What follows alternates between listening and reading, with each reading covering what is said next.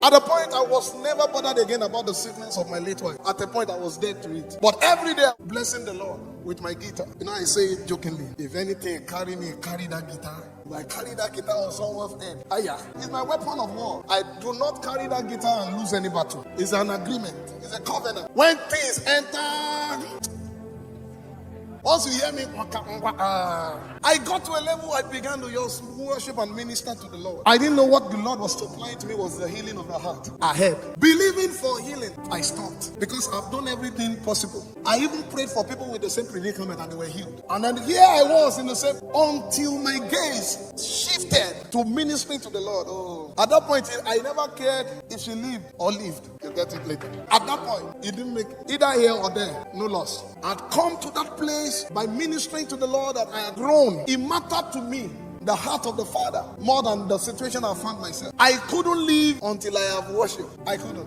Every step was just praising the Lord.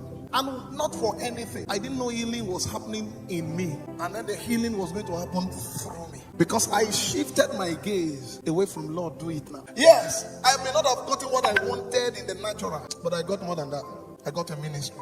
And in the perspective of heaven, forget it. It's never a loss. I'm not saying you will not get your miracle, but I'm saying you will start to enjoy the Lord more when you look away from the things you are going through. So much so that when it happens, the first thing that has happened to you is that you have grown. You can handle it better. If the Lord exposing you to your next level now, you are going to mess up. So He uses this time to make you grow. Now, affliction brought you, but the love of God is sustaining you in His presence. Now, if you have that miracle now, you have grown. You won't lose it. That's what people need to learn. We have a Father who doesn't want us to be transactional, looking away, sir. I know the Lord has promised that He's going to do the impossible, but don't let your worship come from that. If He does it or if He does not do it, it doesn't change who God is. That's where we need to be. That's the generation that we host. The glory of the Lord really hosts this glory. Is when we look away. I know the devil plays a good game by making sure that he overwhelms your heart with different issues. The victory starts